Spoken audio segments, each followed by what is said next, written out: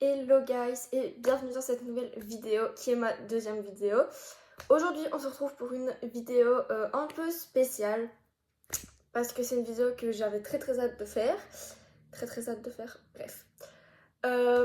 Du coup, voilà. Donc ça fait hyper longtemps maintenant que je suis Squeezie. Et des vidéos que j'ai l'habitude de regarder et que je regarde d'ailleurs encore, c'est ces traits d'horreur, ces fameux traits d'horreur que tout le monde connaît. Enfin, en tout cas beaucoup connaissent. Et du coup, pour ceux qui suivent Squeezie, vous savez qu'il ne fait plus de thread d'horreur. Malheureusement, à notre plus grand regret. Du coup, j'ai décidé aujourd'hui de faire un thread d'horreur. Voilà, il y en aura peut-être d'autres, peut-être pas, je ne sais pas. Dites-moi ce que vous en pensez.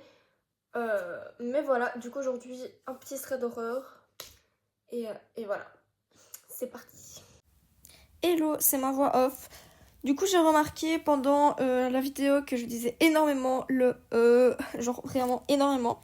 Du coup, je voulais m'excuser d'avance pour ça, parce que ça va peut-être gâcher la vidéo pour certains. Mais je ne peux pas m'en empêcher, je le fais tout le temps. Donc voilà. Sorry, et passons l'histoire. Notre première histoire se passe en 2016 et on va suivre l'histoire de Jean. Petit disclaimer, Jean n'est pas son vrai prénom car quand j'ai regardé l'histoire, il n'y avait pas de prénom. Donc j'ai décidé d'appeler le personnage Jean. Voilà. Écoutez. Anyway, donc à l'époque, Jean est livreur de pizza, donc il livre ses pizzas comme tous les soirs quand tout d'un coup, Jean reçoit un appel qu'il trouve assez bizarre. Tout simplement parce que la personne au bout du téléphone qui l'appelle a sa voix changé. Enfin, en tout cas, Jean pense qu'il a sa voix changée. Il se dit pourquoi pas, bon, il prend la commande, il demande au cuisinier de faire la pizza du coup, mais il a quand même quelques doutes sur le fait que le client soit bizarre. Jean décide tout simplement de chercher l'adresse sur Google Maps. En tapant l'adresse sur Google Maps, Jean va tomber sur une maison qu'il décrit comme macabre et délabrée, et c'est plutôt une vieille maison d'ailleurs. Sauf que Jean, à ce moment-là, se dit bah ça doit être un bug, et donc il emmène la pizza. Enfin, il prend la pizza et il l'emmène à l'adresse de livraison. Pendant le chemin, Jean rappelle quand même le client pour confirmer la commande, chose qu'il fait très souvent avec les clients. Mais pendant l'appel, Jean réalise que la voix du client a changé, ce qui prouve que il utilisait un changeur de voix. Voilà, donc il est passé de voix bizarre à sa voix normale. Mais Jean se dit juste que c'est un ado qui fait un canular, comme à peu près tous les ados. On est tous passés par là à appeler des gens et à faire des canulars téléphoniques. Enfin, moi en tout cas, quand j'étais jeune, c'était notre truc. Du coup, voilà, donc Jean se dit pareil, il se dit que c'est un canular et voilà quoi. Et en même temps, c'est la solution la plus logique. Et donc, Jean livre la commande, tout simplement. Une fois arrivé sur les lieux, Jean arrive devant la maison qu'il a vue, donc une vieille maison assez flippante, assez macabre. Jean, au début, se dit que tout simplement, ces ados sont venus là-bas, dans cette maison, ils ont été juste pour se faire peur, ils voulaient regarder des films d'horreur et se faire peur dans une vieille maison. Enfin, voilà, il se dit pas grand-chose, quoi. Jean décide donc de toquer à la porte pour leur livrer la pizza, mais personne ne répond. Il décide donc d'appeler le client, comme tout livreur fait, je pense. Mais le client ne répond plus, tout simplement. Silence, il n'y a plus personne, finito. La porte de la maison est facilement ouvrable, étant donné qu'elle est plutôt vieille. Donc Jean décide juste de l'ouvrir et de rentrer. Une fois à l'intérieur, Jean remarqua tout simplement que la maison était plongée dans le noir, sauf une seule pièce. Une seule pièce où il y a de la lumière. Où il y a une lueur de lumière, en tout cas, qui en sort. Généralement, quand tu vois ça dans des films d'horreur, cours très loin. Mais Jean, il n'a pas couru très loin. Jean, lui, ce qu'il a fait, c'est que du coup, il s'approche de la pièce. Et c'est effectivement comme ça que les gens meurent dans les films d'horreur. Mais bref, du coup, il s'approche de la pièce et il réalise, du coup, il voit l'intérieur de la pièce et réalise que, en fait, la lumière, c'était des bougies qui, tout simplement, étaient mises autour d'un symbole satanique sur le sol. Yes. Du coup, Jean continua de scanner la pièce et il vit un homme en face de lui en train de se mutiler avec un couteau, tout simplement. Et donc, à la vue de celui-ci, dès que Jean voit ce monsieur se mutiler, il lâche tout simplement la commande et court vers la porte. Mais c'était évidemment sans compter un autre homme, scalpel à la main, qui l'attendait à la porte d'entrée. L'homme se mutilant plus tôt arrive derrière Jean et lui met un chiffon sur le nez et la bouche pour endormir Jean. Et donc Jean, il s'endort. Jean finit quand même par se réveiller, mais il se réveilla au milieu du cercle satanique qui était en feu par les bougies. Coup de chance pour Jean, il entendit des sirènes de police au loin, et donc il se mit directement à crier à l'aide. Il se mit directement à crier à l'aide pour qu'on lui vienne en aide, parce que Jean, il veut s'en sortir tout simplement. Sauf qu'une des personnes présentes dans la pièce, donc un des hommes présents dans la pièce, le poignarde à l'épaule et après il court pour s'évader.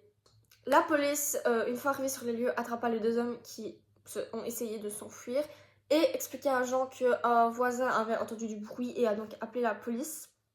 Ils expliqua aussi à Jean que les deux hommes s'étaient en fait échappés d'un hôpital psychiatrique, qu'ils avaient volé de la morphine, des couteaux, un scalpel, etc.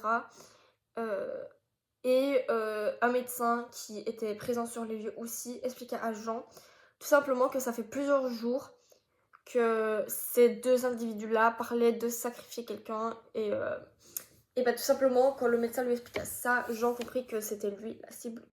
Et voilà, donc ça c'était la première histoire. Courage à notre petit Jean d'ailleurs parce que c'est très traumatisant ce genre de truc. Enfin, je ne l'ai pas vécu, mais je suppose que c'est très traumatisant. Et voilà.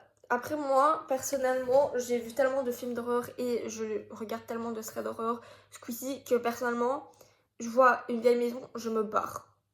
C'est finito. Je laisse la pizza devant, je me barre, rien à faire. Moi, je meurs pas.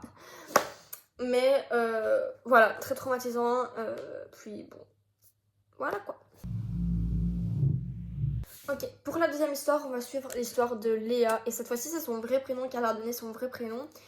Léa a 23 ans maintenant, enfin quand j'ai lu l'histoire en tout cas elle avait 23 ans, mais son histoire s'est déroulée quand elle avait 15 ans.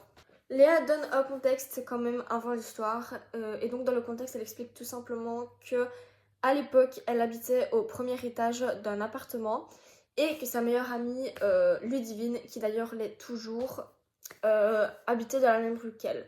Donc cela a amené à ce qu'elle passe très souvent la nuit l'une chez l'autre. Mais comme Léa habitait au premier étage, elle fermait tout simplement tout le temps, et vraiment tout le temps, les portes et les fenêtres de son appartement. Et c'était d'ailleurs même une obsession. Elle vérifiait constamment que les portes et les fenêtres étaient fermées. Voilà. Et ça aura son importance pour la suite de l'histoire. Et donc c'est fini pour le contexte, on passe à la petite histoire. Donc à l'époque, ses parents ont dû partir tous les deux dans une autre ville pour le travail de sa maman. Et vu que du coup c'était dans une autre ville, il devait passer la nuit dans une hôtel. Et ça a d'ailleurs été, Léa dit que ça a d'ailleurs été la pire nuit de sa vie. Donc sa maman, comme toutes les mamans du monde, ne voulait pas la laisser dormir chez elle seule. Parce que elle était inquiète qu'elle se passe la nuit seule. Et elle voulait donc, sa maman voulait donc qu'elle passe la nuit chez sa meilleure amie. Donc Ludivine, ce qui est en soi un peu logique étant donné que il y aurait les parents, etc. Mais Léa voulait rester seule et elle a réussi avec son père, avec l'aide de son père, à convaincre sa mère de la laisser passer la nuit seule. Très grosse erreur. Léa explique qu'elle était quand même assez apeurée, mais qu'elle avait quelque chose à prouver et c'était de prouver qu'elle pouvait passer la nuit seule chez elle. Voilà.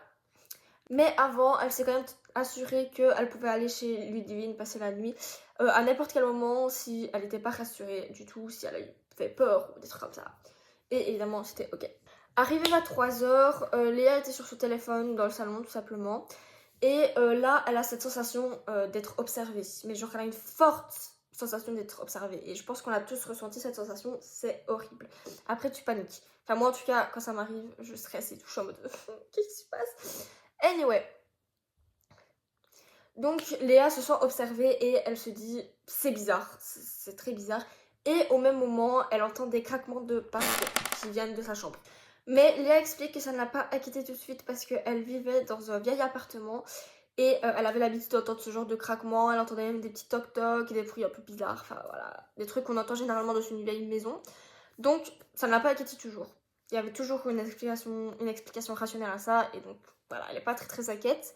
Donc elle continue sur son téléphone Et elle réentend de nouveau des craquements de parquet qui viennent toujours de sa chambre. Léa explique qu'elle n'a pas d'animaux chez elle, donc ça ne peut pas être ça. Mais elle explique aussi qu'elle n'a pas le courage de toutes les personnes dans les threads d'horreur, car Léa regarde des threads d'horreur. Et donc, à la suite de ces craquements, elle a tout simplement pris ses clics et ses claques et elle est partie chez Ludivine. Bravo Léa, on aurait tous fait pareil. En arrivant chez Ludivine, elle a menti, elle n'a pas expliqué ce qui s'est passé et qu'elle a eu peur pour des craquements, etc. Mais elle a expliqué qu'elle voulait juste de l'accompagner parce qu'elle se sentait seule et qu'elle s'ennuyait. Le père de Ludivine a décidé d'aller leur chercher des pizzas et donc elles se sont retrouvées seules chez Ludivine tout simplement.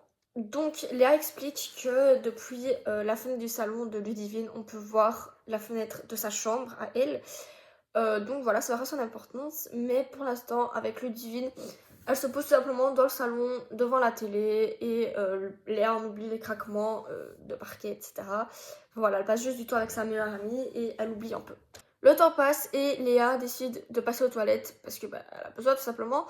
Et quand elle revient, en fait, elle retrouve Ludivine qui fixe la fenêtre de sa chambre d'un air terrifié par la fenêtre du salon de Ludivine, du coup.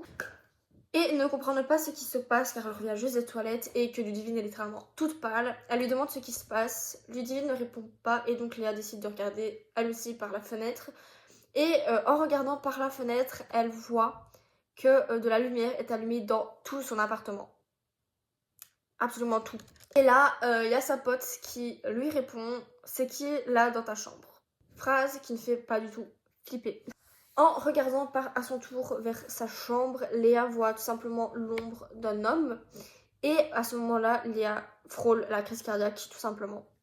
Elle décrit l'homme comme portant un sweat à capuche noire et qui faisait plus ou moins 1m80, mais il n'y a pas plus d'informations.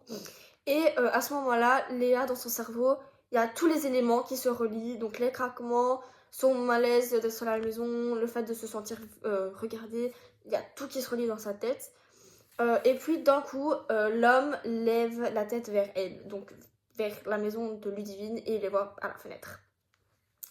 Là, flip 10 000, la terreur 10 000, elles n'ont pas pu se retenir et elles ont hurlé, littéralement hurlé de peur.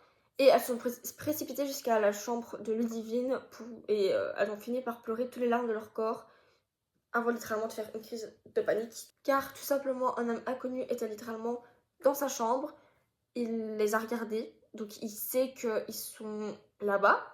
Et en plus de ça, il était là tout le temps où Léa était chez elle seule. Donc, il y a de quoi paniquer.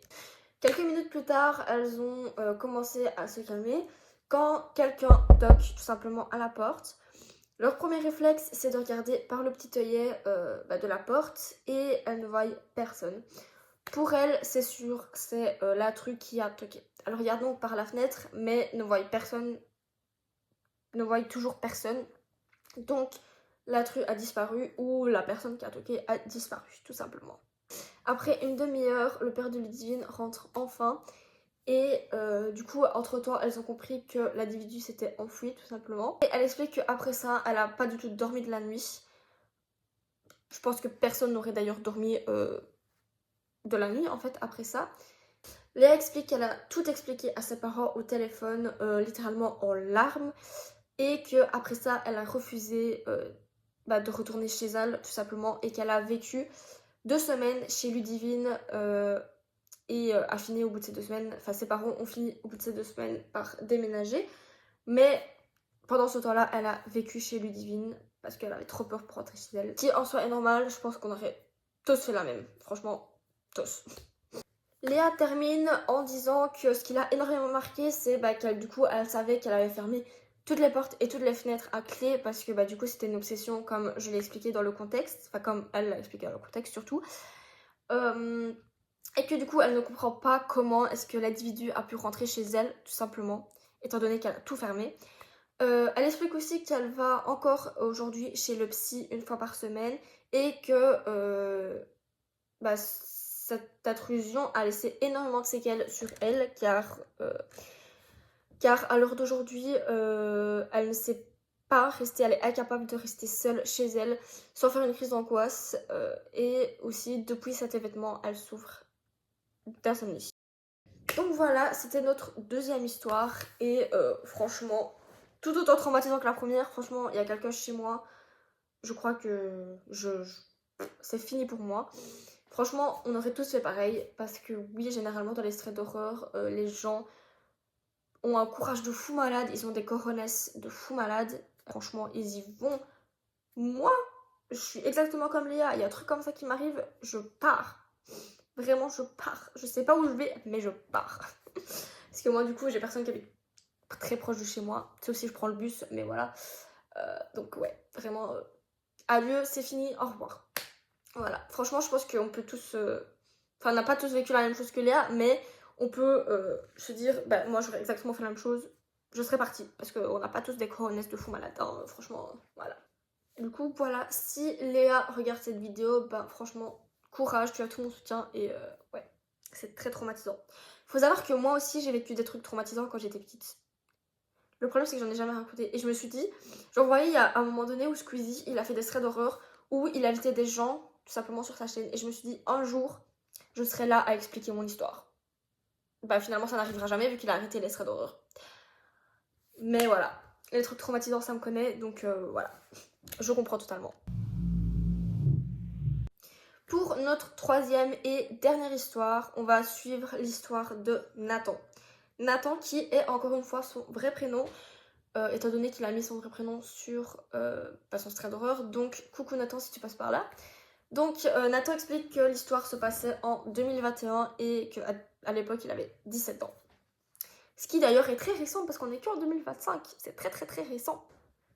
Donc Nathan explique qu'à l'époque il avait un job qui consistait tout simplement à rénover le stade de foot de sa ville. Nathan explique aussi qu'à l'époque il vivait dans une commune se nommant Jette à Bruxelles. Voilà, tout simplement. Cette histoire, on suit un Belge parce que je suis belge. Non, en fait j'ai juste lu l'histoire et puis j'ai vu qu'il était belge et du coup je suis en mode quoi. À tout moment il est pas belge, il habitait juste en Belgique, mais vous inquiétez pas. Anyway, revenons-en à notre histoire de notre petit Belge. Du coup, d'après Nathan, le stade avait vraiment besoin d'un coup de frais. Voilà, il dit vraiment qu'il avait vraiment besoin d'un coup de frais. Et il explique aussi qu'il y a un détail important pour l'histoire, c'est que le stade se situe à côté d'un bois. Dont une grande partie n'est pas accessible à pied. Donc début août, Nathan commence son job tout simplement. Donc la première semaine se passe bien. Nathan il ponce, il peint, il tombe, enfin il répare le stade de foot quoi, ce qui en soit est son job. Donc vraiment il chauffait pas du tout Nathan. Notre petit Nathan il chauffait pas du tout. Puis la deuxième semaine arrive et là Nathan commence à ne plus se sentir bien du tout. Vraiment, il se sentait observé, comme Léa juste avant, mais cette fois-ci, on est dans un stade de foot. Il se sentait observé. Mais Nathan explique en manque d'argent, il avait besoin d'argent, donc il continua sans vraiment y prêter attention. Ce que j'aurais totalement fait aussi, parce que l'argent, ça manque. Hein. Mais au fil du temps, du coup, il y a de plus en plus de signes qui laissent Nathan comprendre qu'il ne devrait tout simplement plus aller. Il y a des objets qui disparaissent, il fait des cauchemars, etc. Enfin, vraiment là, ça veut dire n'y va plus. Puis le lundi 16, voilà, Nathan explique qu'il se souvient de la date parce que ça l'a traumatisé littéralement. Donc ce lundi 16, la journée avait très mal commencé pour Nathan. Bref, du coup Nathan arrive tout simplement au stade et il fait ce qu'il devait faire. Donc ce jour-là, c'était tracer les lignes du terrain. Donc Nathan il trace ses lignes et après une demi-heure de travail, Nathan était arrivé à la moitié du travail du coup, quand il a eu ce pressentiment. Vraiment il a eu ce pressentiment et Nathan dit qu'il se sentait vraiment mal et il remarquait que tous les bruits environnement, donc tout ce qui était oiseaux, etc. En fait ça s'était stoppé tout simplement. Et il y a juste un long silence, vraiment que du silence. Nathan reste figé en silence aussi du coup et il se tourna vers une petite tribune et là il voit tout simplement une petite fille se tenir dans la tribune. Nathan décrit cette petite fille du coup comme étant grisâtre, qui n'a ni yeux ni bouche ni nez, enfin vraiment elle n'a pas de visage, elle est juste grisâtre et elle n'avait vraiment qu'un reste de crâne à la place de la tête. C'est comme ça qu'il l'a décrit. Il dit aussi que d'après lui, elle semblait avoir été déformée par un éclat d'obus. Et du coup, elle se tenait là en le fixant lui tout simplement. Puis au bout d'un moment, elle lève son bras et le pointa du doigt. Nathan comprit donc pourquoi il y avait ce silence. Tout simplement parce que les oiseaux étaient près de cette chose. Et au moment où cette petite fille, cette chose, le pointe du doigt, tout simplement les oiseaux se dirigent vers Nathan. Vraiment, ils se dirigent sur Nathan. C'est même pas vers, c'est sur Nathan. Nathan n'arrivait pas à bouger, puis d'un coup, paf, trou noir. Nathan finit quand même par reprendre ses esprits au bout d'un moment. Il n'avait pas bougé de place, c'était vraiment au même endroit. Et son premier réflexe, ce fut quoi? Ce fut de prendre son téléphone et de regarder l'heure. Nathan vit donc qu'il était 17h, ce qui signifie qu'il avait été inconscient pendant 6 heures. 6 heures où il était inconscient sur ce terrain de foot. Nathan finit son histoire en disant qu'il a une théorie pour tout ça, parce que tout simplement à l'époque, Nathan avait des insomnies sévères. Et donc ses parents lui donnaient un somnifère appelé Zolpidem. Et un des effets secondaires de ce somnifère, c'était les illusions. Donc ça serait sa théorie. Donc voilà, c'était notre troisième histoire, plus courte du coup que celle d'avant. Vraiment la deuxième histoire c'était la plus longue de toutes. Mais c'est la plus longue de toutes, mais bah voilà, en soi c'est assez flippant aussi, c'est vraiment un big... Ça c'est vraiment une histoire de bien big film d'horreur et tout, voyez, où la personne va être possédée après, enfin bref. Mais voilà, à mon avis, quand tu le vis, ça va être assez flippant. Mais effectivement, le fait que les somnifères, ça fasse des illusions, ça crée des illusions. Enfin, le fait qu'un des effets secondaires du somnifère, c'est du coup les illusions. Je pense que c'est plutôt une illusion que la réalité. Et je pense que que si beaucoup de gens voient cette vidéo, vous serez assez d'accord. Mais voilà, ça va être quand même assez flippant quand tu le vis et que tu réalises pas que... Donc voilà, c'était nos 3 petites histoires d'horreur. J'ai essayé d'expliquer au mieux, mais aussi assez rapidement pour pas que la vidéo fasse 150 années. Du coup voilà, donc j'espère que ça vous aura quand même plu. J'aurais peut-être dû mettre un autre fond et un fond plus horreur que ça, mais c'est pas grave, en tout cas je le cache donc vous voyez pas trop. Mais bref, donc j'espère que cette vidéo vous aura plu et on se retrouve très bientôt pour une nouvelle vidéo. Bye!